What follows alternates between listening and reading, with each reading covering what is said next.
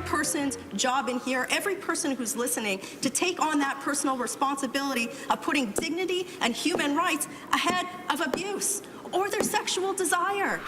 Welcome back to Question Period. Well, as allegations of harassment engulf every party on the Hill, Conservative MP Michelle Rempel has been a driving force for change, even calling out her own party. But is Parliament any closer to finding a fix? Is the process fair or not? To talk about that, the scrum is here, favorite part of our Sunday. The Globe and Mail's Laura Stone is here, CTV Ottawa Bureau Chief Joyce Napier is here, and of course, CTV's young chief political commentator, he's just starting out, Craig Oliver. Thank you. Yeah, see that? And our special guest is, of course, a Conservative MP herself, Michelle Rempel. Great to have you on the program. Great to have all of you. Let's just start with that. It's never easy to call out your own party in the midst of all sorts of allegations, the Liberals, the NDP, your own party. Just tell us why you decided to make that extraordinary speech. I thought it was an incredible speech, and really call out your own party on this. I don't think that this issue should have any sort of partisan backing to it, and it has. I mean, I put that in my speech, that I watch women try to put this sexist comments or this to see in question period to see which party is more virtuous or less virtuous, and that just has to stop.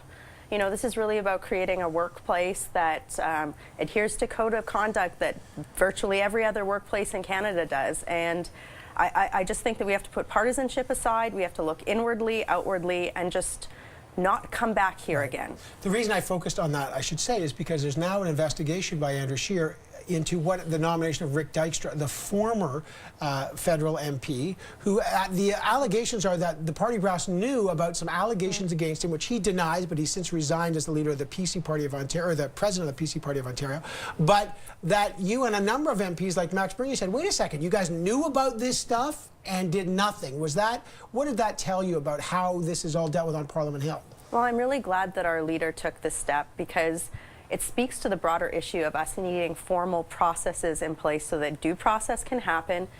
You know, I think Andrew also mentioned that we were going to put a code of conduct in place for the party. This is something that I asked for. I think it's very important so that we're all starting from the same groundwork. You know, there'll be people who watch this and say it's unfortunate that we had to get to this point, but you know, the reality is this stuff shouldn't be litigated in the media. It doesn't protect victims. It doesn't prevent any abuse from happening, and it doesn't prevent vexatious complaints. Laura, where are you? I mean, you've seen, look, the Liberals are dealing with Kent Hare, Dykstra for the Conservatives, and Aaron Weir for the NDP. I mean, it's extraordinary. Yeah, I think you saw a change in tone this week from all the parties. We now have all three parties launching third-party investigations into their own members, and there's varying degrees of what the allegations against these people are. In the case of Aaron Weir, the NDP MP, we don't even have any specific allegations. Right. In the case of Kent Hare, he stepped down from Liberal cabinet over some Twitter posts and then some other allegations against him. And in the case of the Conservatives, they're looking back on how they handled this. So I think there is a sense from all leaders that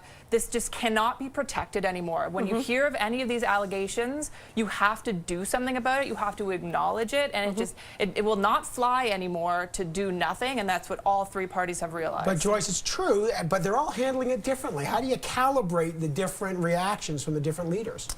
Well, you know, and how do you stop it from getting on the other side, too much on the other side? I'm going to take Weir's example. Here's a guy who doesn't know not only what he is accused of, but who is accusing him. The NDP staffers are unionized. They do have a process with HR to go and complain, to remain anonymous. So there is a process that exists for them.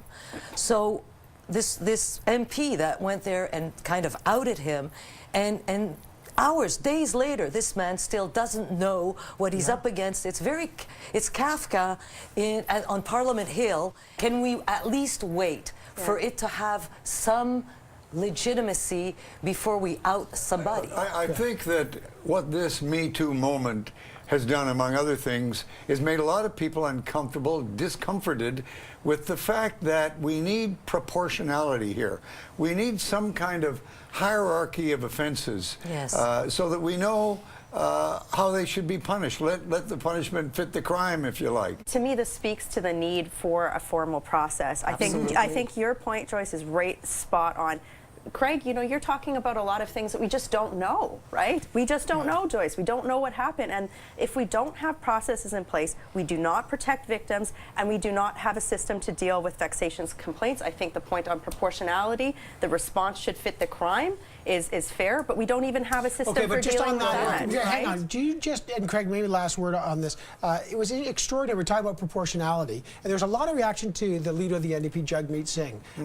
He called out this rookie MP. Maybe he deserves it. I have no idea. But again, as you say, Michelle Rempel, we don't know. How do you think he handled that with a national press conference about this MP? There was no need for a national was press conference. puzzling. This was an internecine warfare within the party, as far as I can see. I don't know why he couldn't have resolved it with the much-touted plan they have to deal with these kind of issues. Joyce. Or We're launch told an- there was no sexual issue involved here. That he knows of. that essentially, he knows he's not of. aware. But Correct. that's the whole issue. And We the don't complainant know, has not come out. But we don't know anything, and here we are putting this man on trial, and he doesn't even know what he's charged with. It helps nobody, the abuser or the person who actually got abused, to have this litigated in the media. Look, we're Absolutely. litigating this. That's Right. ridiculous. People watching at home are going to go, this is bananas. Process. Yes. Process. Exactly. Okay. I'm with you.